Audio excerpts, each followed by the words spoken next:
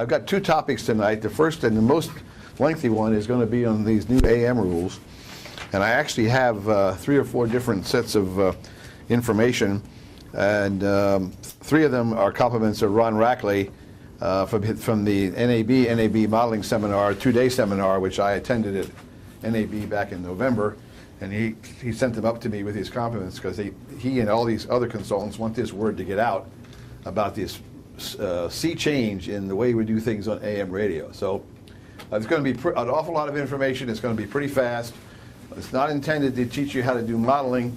That's another event in itself.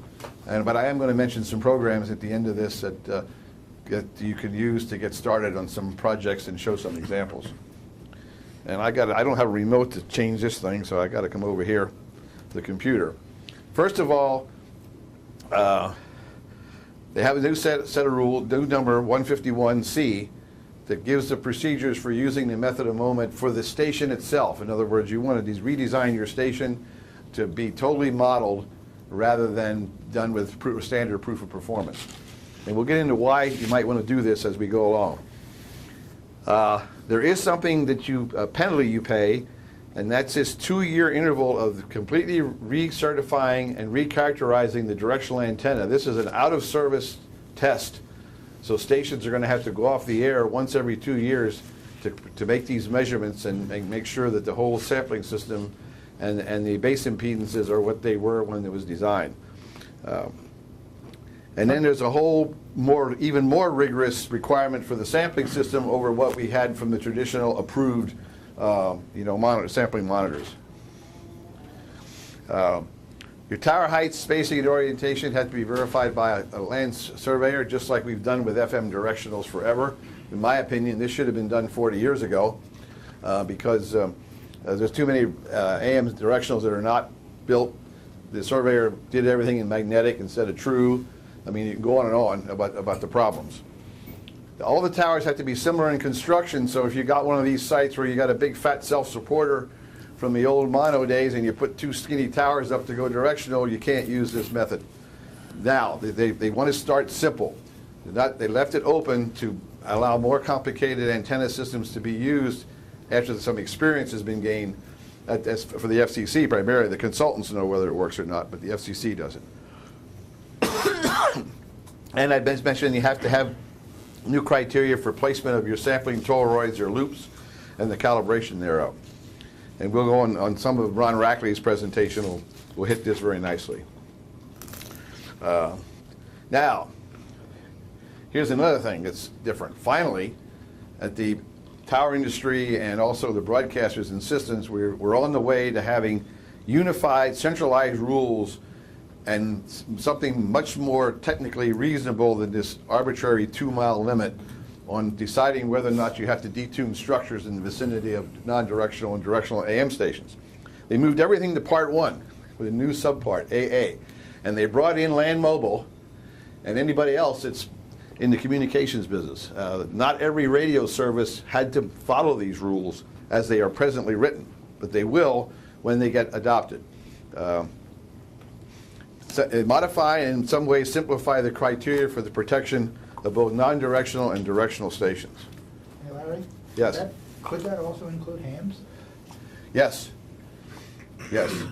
You build a tall enough tower within this criteria, a ham tower.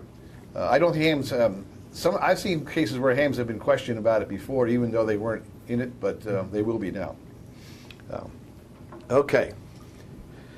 Now, you can read this as fast as I can, but the proponents of construction or significant modification, I lifted this right out of the proposed rules, of a tower that's within 1 wavelength of the station and is 60 electric degrees tall or taller must notify the station of the proposed construction the typical 30-day later. This is non-D we're talking about here.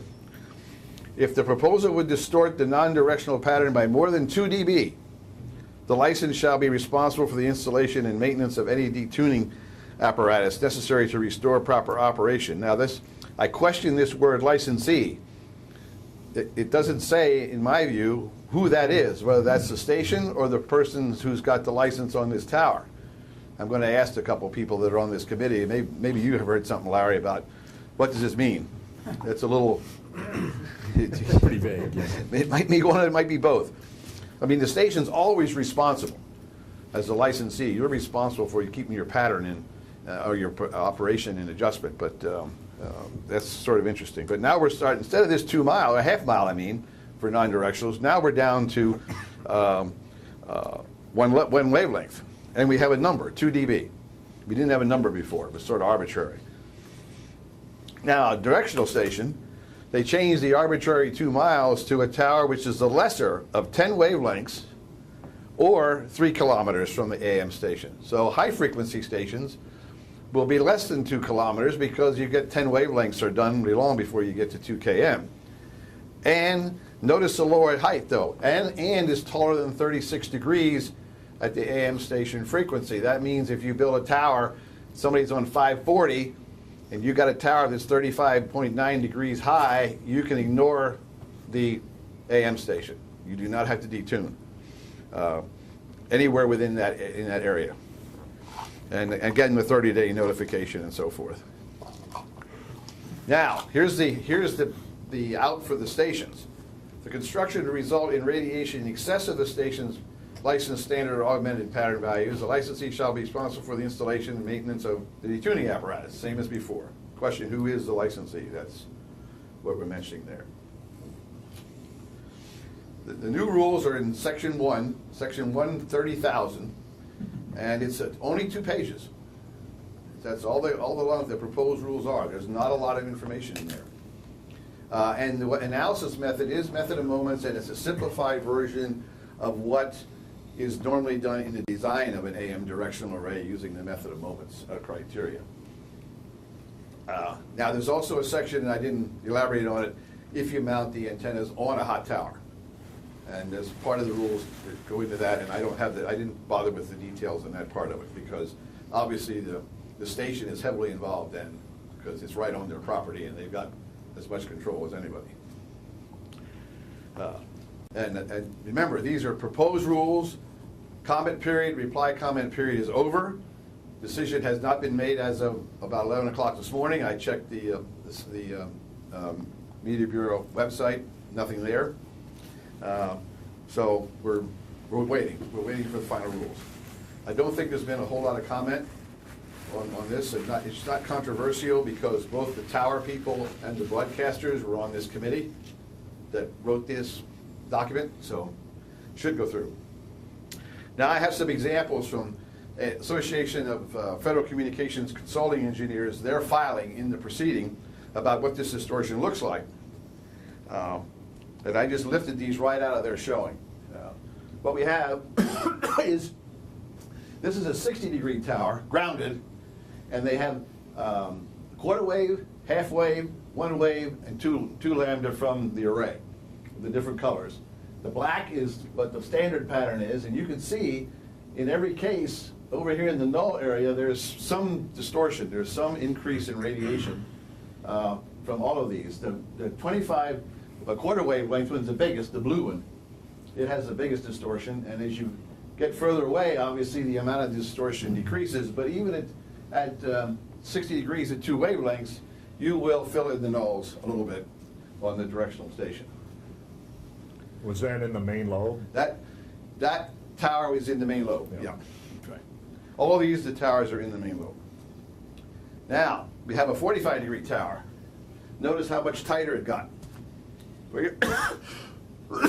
They were hoping to settle with 45 degrees, but they found one 36-degree or 2 unusual arrays that caused them to change their mind and say we got to go down to 36. But at 45, normally you have very little impact.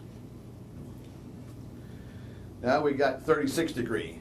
Now you can close one eye and say you've done nothing to the pattern, even at a quarter wavelength in front of the array. So that's the Roxborough situation in many cases. How about 90-degree grounded? Now you got a quarter wave, and you ground a tower, and look what you do. And that's, if you think you know anything about AM stations, you know the way you make a quarter wave tower disappears, you unhook it, and just let it sit on the insulator, and it disappears. If it was a half-wave tower, grounded is perfect. In fact, that's what you want. If somebody builds a half-wave tower out in front of your array, that's going to be good for you.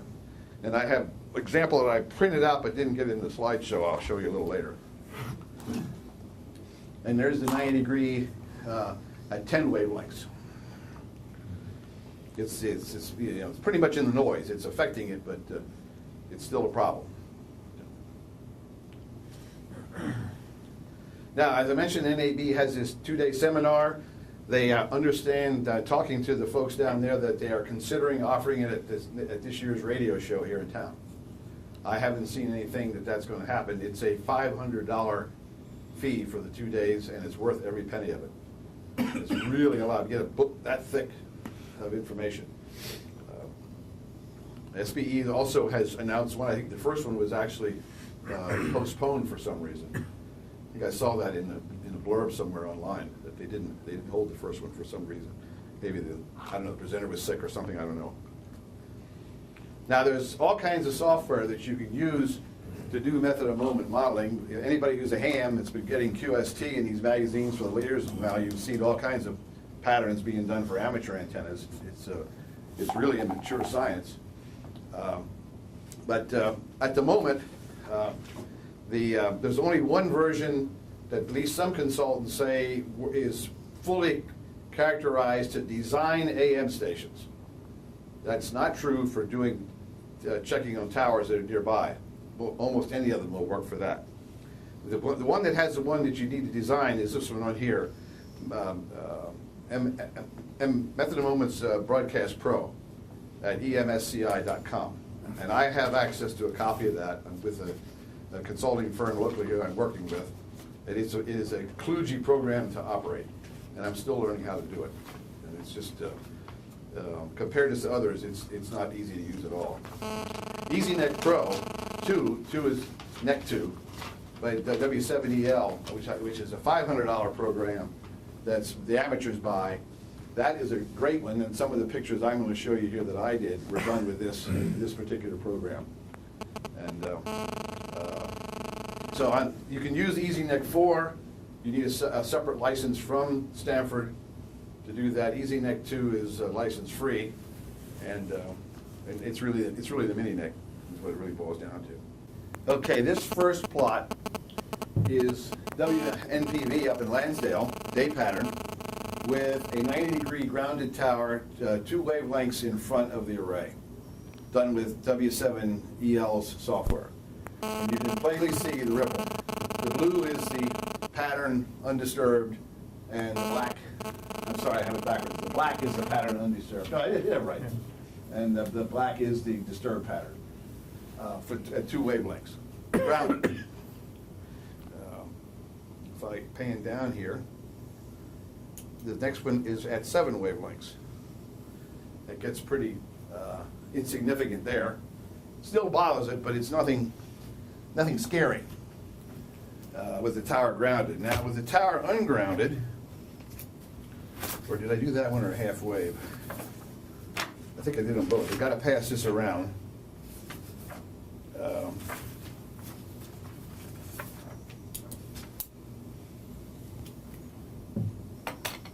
Here is this is a half wave tower that's grounded. Hardly any distortion whatsoever. And I guess that's the only one I plotted. To prove that when the tower is a half wavelength inch tall, grounding the tower, you're almost home. You almost don't have to touch it. Especially if it was a guide. I think you'd get away with it. These can go around. These are the blown up copies of what I just showed you up there for that stuff. Again, these are compliments of Ron Rackley of Dutrell, Lundeen, and Rackley down in Sarasota, Florida. Okay, what this is going to be is about how we got to the method of moments, and why it's so much better than fooling around with running around the field taking readings. We've been doing the analysis for years assuming sinusoidal current distribution on the tower, and that is only correct for a single radiator with no sympathetic radiators or mutually coupled radiators. The mathematics back in the 30s wasn't good enough to realize that the current is not sinusoidal as you couple towers together. So the method of moments is an integral program where you integrate short segments of the tower currents and add them vectorially, and that determines then the radiating field that comes off the tower. And that's the Maxwell's equations, which if you haven't taken a college course at that level, will go like right over your head. But that's where it comes from. And even if you have. Right. If you haven't, like I have, and you've forgotten it, it still goes whoosh until you get back to the thing. That's what the traditional tower assumption was. Sinusoidal current, you feed a voltage in the bottom, the current is zero at the top, voltage is highest, and the current is maximum at the bottom if it's a quarter wave. And here's how it looked.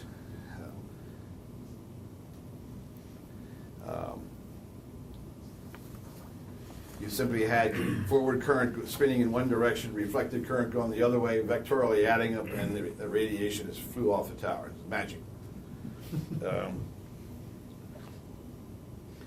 could just read this as good as I can. The energy leaves the tower, and the forward reflected tower currents are attenuated as they propagate on the tower. The current vectors get progressively smaller as they go up and down. The sum of the forward and reflected vector currents cannot trace a sinusoidal curve in these instances if you with a high-level math. So this is what you actually get. You get non-uniform distribution. And so I shouldn't have went back that fast. What you do in method of moments is you break the tower up into sections, segments they call them, and as long as those segments are 10 electrical degrees or so, you get results that, as the mathematicians say, converge. In other words, adding more sections doesn't get you a more accurate answer. So the rule is you use 10, you actually use 11. Most programs like an odd number of sectors by where the source has to go. So you use 11 sectors for a quarter wave tower and you use 22 or 23 for a half wave tower. That way you've got small enough sectors that you don't have a problem. And this is how it works.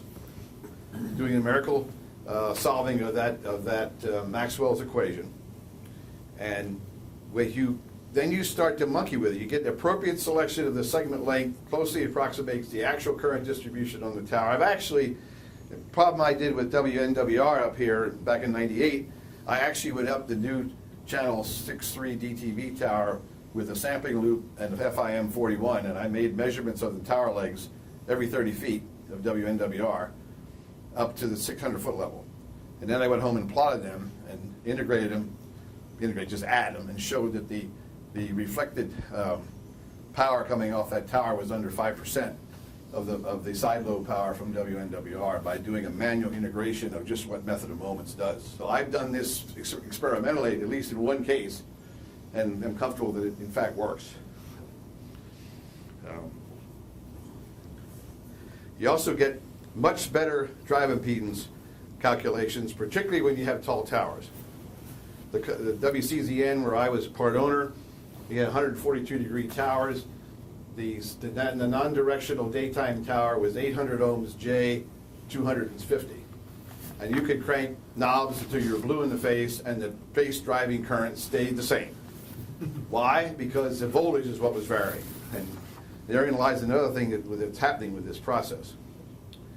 So we used assumed current distribution rather than actual, and we used assumed current distribution in all the elements of the array, and the currents were not representative of the far fields that they were generating. This is why we always have the station monitor reading different numbers than the theoretical or the standard voltages and currents.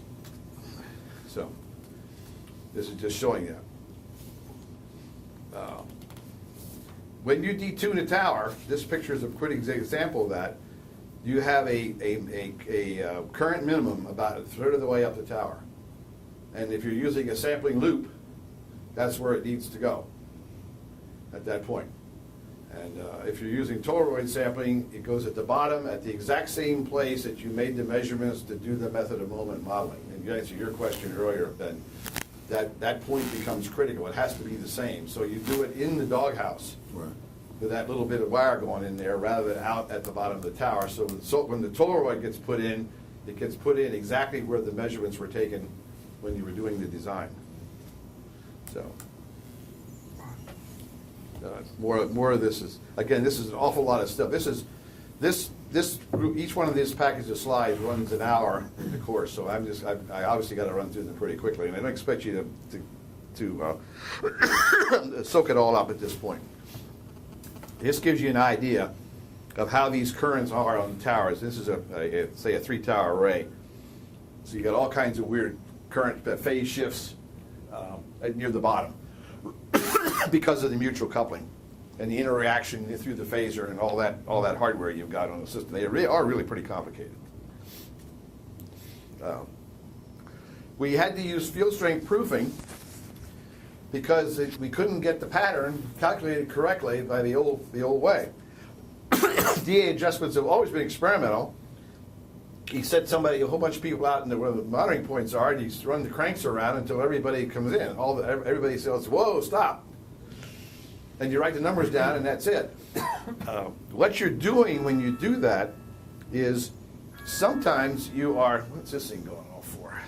I don't need that now. Sometimes what you're doing when you get the radiation down on the ground, you are increasing it in that skywave null that's got to protect your partner, your enemy 800 miles down the road. Big time, because the adjustment, the nulls at nighttime are usually an airborne null that you can't measure. So we're just measuring on the ground, and hopefully we're getting the nighttime airborne null down in the minimum. But I guarantee you, when you misadjust everything to get the ground numbers right, you've let that null out up at that angle. And Lou Wetzel has told me some horror stories on 1290 back 40 years ago when they were adjusting Binghamton, and the chief engineer from Dayton called up and said, "I'm hearing you when I'm shaving in the morning. What'd you do up there?" And it was just that problem that was occurring. So, the method of moment solves for tower current segments, considers mutual coupling between every pair of tower segments in the DA system, and then the segment currents can closely approximate the actual tower currents if you keep them around 10 degrees or less in length. That's the secret of the whole thing. And this is almost, if you do this, and the second part of this I think shows the procedure, and what you do is you run the calculations and then you get numbers that don't match what you just went out and measured. In other words, when the station's being built, you design the array, get the theoretical numbers, the towers go up, and then you start measuring the impedances at the base of each tower where the other tower is either shorted or open. Normally, if it's 90-degree towers, the other towers are measured shorted, and then with their tall towers, they're measured with them open. And then you get that actual driving impedance. And you check that against what you start out with, and you see they won't agree. And what usually happens is, on the model, you start reducing the tower height by a degree or 2 or 3. And usually somewhere around 3, 4, 5, 6 degrees of shortening the towers. You run the model again, and then all of a sudden the numbers that the model's predicting match what you just got done measuring. And that's what consultants do now, even when we're doing the old proofs. They would come in and they'd run through these numbers, and then you'd go out and readjust the networks, and then if we've taken this one step further now, we very carefully design the sampling system, and if it's done correctly, the sampling system for the first time will read the standard or theoretical currents of the station identical, same number instead of a different number. And there's no need to go out and take field readings because you have internally designed the system. And you're not relying on the assumptions of ground conductivity. You don't care about some aberrations because of steel buildings and all that stuff. What we're doing now is we're compensating for all that. And we're doing it at the detriment of the whole AM system nationwide, especially at nighttime. What is the basis for the fact that you see, after you construct towers, readings that are different than what were predicted by the program? Because if the program is so good at makes predicting? assumptions. It makes assumptions on the size of the radiator. It takes a triangular steel structure and converts it into a fat wire. That's not exactly what it is, because horizontal members tend to lengthen towers electrically over what they are physically. So you have to cheat the model, and the easiest way the engineers have found is reducing the tower height in the model. All of a sudden, you can walk the numbers into what the theoretical equations designed for the values of the field and the phase, and so that's the reason. The model is just that. It's a model. It's like models that predict coverage of stations. They're not exact. In this case, we've taken a model and modified it so that we do get the same as the actual empirical measurements. And then when you do that, the array comes in. Ron Araki has said he's done many a station where they've gone out and carefully adjusted the networks, turned the thing on, and the station monitor read the theoretical values, and they went home. Didn't turn a crank after that. But it takes, the amount of work it takes to do that is far less than the amount of work it takes to do a proof. So, sending people out in the field and then evaluating the results. So the work changes is something at a higher technical level. That's what's really going on. And this is what I've just described. They've been doing that part of the system for years now. The tweaking of the model to reset the base impedance, to recalculate the base impedances. And then they found out if they really paid attention to where the sampling system was, all of a sudden they started getting the theoretical numbers. And if they did go out and make field measurements, they've been verifying this for years, the array in fact is in adjustment. The nulls are where they belong. They measure them the old way and they get numbers that are at the limits or below, just like you expect to get when they're done equally. Each element requires a source, your driving source. Even this quarterway, even when we're analyzing a tower that's sitting out away from you, you assign a source down at the bottom and set it to 0. There's no power there. And then the program needs that, and it has to be sure it's actually grounded to the ground plane, or the program will not see that tower and say it's not having any effect. And the programs, when you buy them, they go through all of this stuff. And this third dot is the secret. If it was not designed for AMDA modeling, they do not have the capability of calculating the required source parameters, which you need to have to do this iteration. So some current members, we're repeating ourselves here because that's the way this seminar was designed, to keep drumming it into you.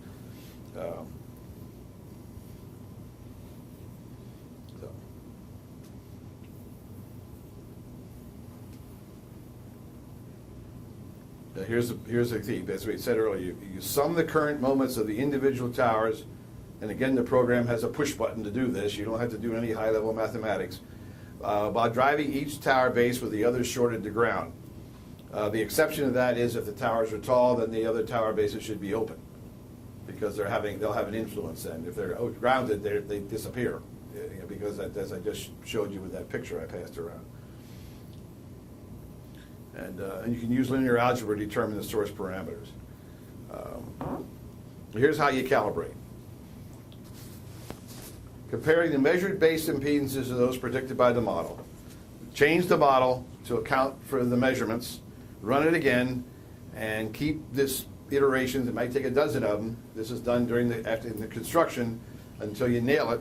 And then the ATUs and the phaser and everything are tuned up at that point to these new driving impedances, which were not the same as the original theoretical calculations would have said that you used to. That's why you used to have to go back and change them.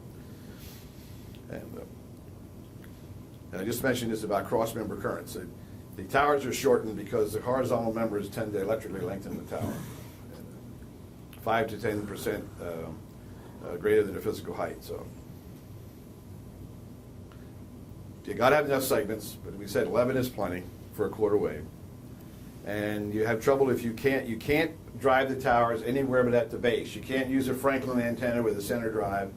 A sloping wire you can't use.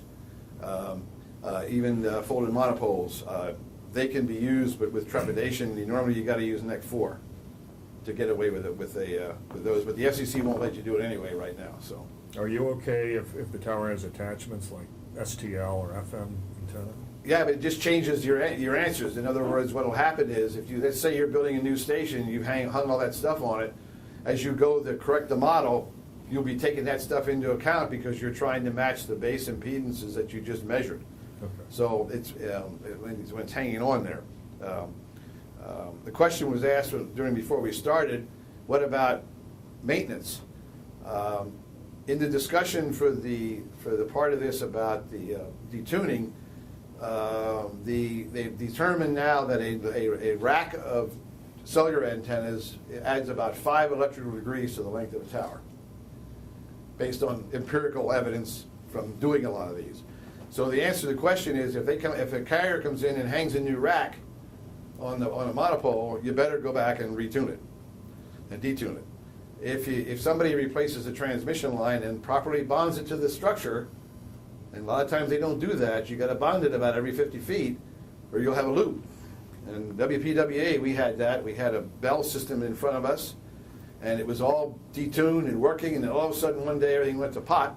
Come down there, a cellular carrier come in, ran new lines up the tower, 9 of them, and didn't ground them except the top and the bottom. And it was a quarter wave tower, we had a loop. And the radiation off that thing was skyrocketed. Sent the riggers up, had them bond them at 2 different locations in the middle. The tower went right back to the same tuning adjustments that had been set up before, because they had a calibrated knob on the capacitor. So that's a very important thing. There's anything on the tower that's not bonded to the steel is a chance of a loop. Those of you that have FMs know that. The old antennas with the chain mounts, and they mount these pods up there, you know, and they're, guess what? They're wavelength apart, and it's on a post, and then here's the tower, and they got this thing clamped, and you had this beautiful 1 lambda loop. And the circulating currents behind those arrays were so high that would burn those chains up. And it's the same problem that happens with the AM station, only on a bigger scope. So, How about with top loading? Is it? top loading again will not be allowed yet because they're going in this easy. But I saw exhibits at the seminar of top loaded towers that came in beautifully. The commission is just not rushing. You will see top loading, I think, being approved. The wire connection to change direction here is a cue to that. NEC 4 will handle wire changes with small acute angles, less than 90 degrees, like sloping tops. NEC 2 will not. It will not model correctly. So that's part of the answer. I thought I saw somewhere that they said that the top loading was being approved. Yeah, that's what I thought. Unless I read it wrong, it was not. I saw it was not. Originally, it wasn't going to be, and then I thought that they did bless it. Well, I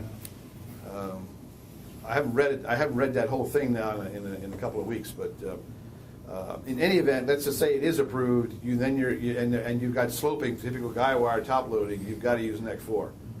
You can't use NEC 2, or you won't get the right answer. This isn't the one I'm thinking of. Isn't slanted. It's actually got a. It's flat. If it's 90 degrees out, NEC 2 will handle it. This has got a coil at the top. Are you talking about that Valmont pole over here at the golf course? About my station up in Trenton. Oh. But it's got a coil at the top. Oh, no, that's not permitted. You can't have a loading coil. Method of moments will allow that, but the FCC will not. For modeling. I know that got shot down. And again, 10 or 11 segments, and this is more of the same thing. Now, the calculations had to be within 1 electrical degree of the ground to get to, otherwise the thing blows up. In NEC 4, the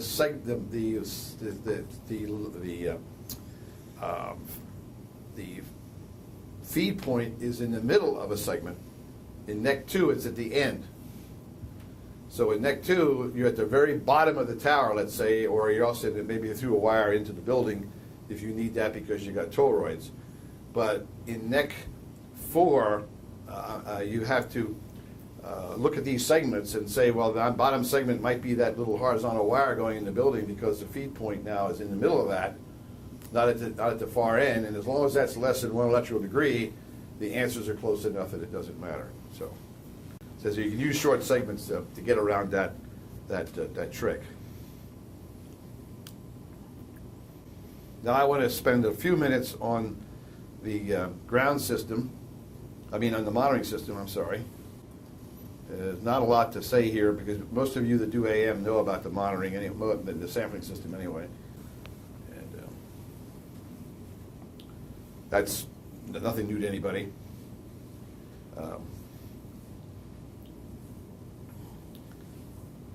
You make an estimate in this process of the capacity of the base of the tower to ground, and most of the time they just call it 35 picofarads as a kind of a universal number. If you don't know it, put in 35 picofarads to account for the end capacity. And here you go about what I said about skirts and slant wires. And the sampling point has to be at the same place that you made these matrix measurements of one open tower, the other's grounded.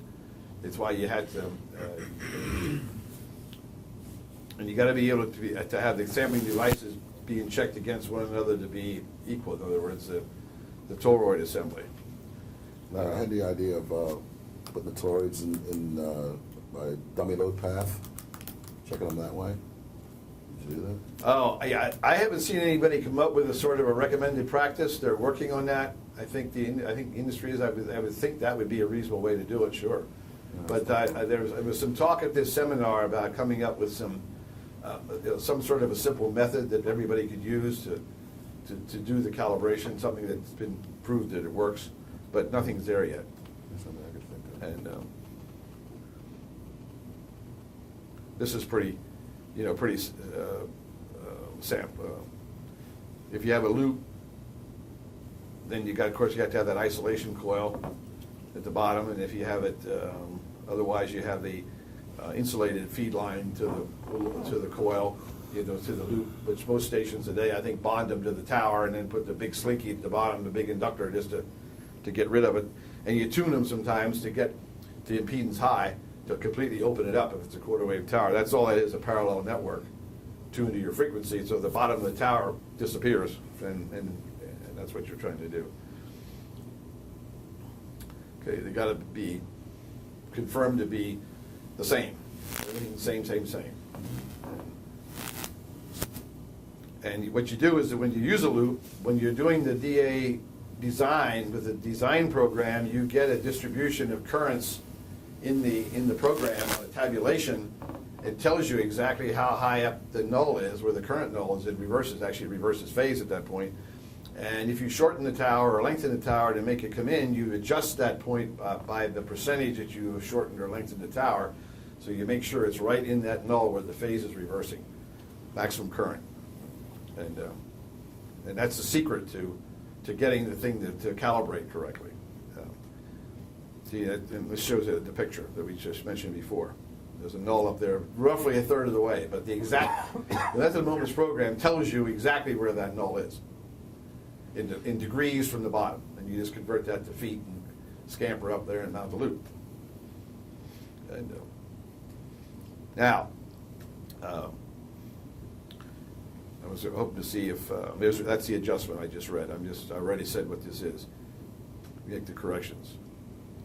Now, tall towers, the FCC has approved voltage sampling at the bottom. No current transformer, you got a voltmeter. There's one or two of these in prototype. I don't think anybody has them on the market yet, but they're going to be very shortly. I've seen two different manufacturers' versions of prototypes that they're checking. And so you use a voltage sample at the bottom. I wish we would have had that at the Country Cousin, I'll tell you. I'm going to say there's a lot of man hours on that array out there. But when you start seeing stations with 140-degree towers, 5/8 wave radiators, which are very common on class 1s, that's going to be voltage sampling when they got these things perfected. What they're looking at is nothing more than some good vacuum capacitors as a voltage divider. And bring in a low voltage out, and so you can go then measure that with some sort of a meter, to read the actual RF voltage on the tower. So that's what people are working on. But I haven't seen any for sale yet, but they're coming. And we just said tall towers, voltage, short towers, current. And the rules state that. Up to 120 degrees, you use current sampling, to more than 190, and in between, it's voltage. So. Now, the sampling lines have to be checked, swept, using network analyzers or bridges. This is no different than people do now to verify that the electrical length is the same. It just says that stuff has to be done every 2 years if you build a station using this method. And I know that there's already, I know that Dutrell's firm is working on a form the station can use, kind of universal, that would go in your records, so that you get everything. You know, they're working on something that everybody can use. It's not going to be something you got to pay them for to make it available to any station that needs it. So what you do and how you measure it when you do this recertification, you'll get one of those when the station's built by the consultant. And here's again, this is in this rule that's yet. I mean, it has been approved and it's in the rules. If anybody wants a copy of these presentations, I can email them to you. Just drop me an email. I'm lhwill@verizon.net. I think most people know that. And this describes how you find the zeros for figuring out the length of the line, you know, at the second harmonic and so forth, 90 degrees and 100 and 180. So these are all the what ifs, the gotchas that you want to be sure you remember. You can break the system up and measure the parts independently. That's permitted. You don't have to do the whole run in one measurement. So you can measure the tower part, then you can measure the part into the building as a separate set of measurements when you do the work. And this is the measuring the characteristic impedance of the line to verify that it's still 50 ohms or 70 ohms or whatever you picked when you did it.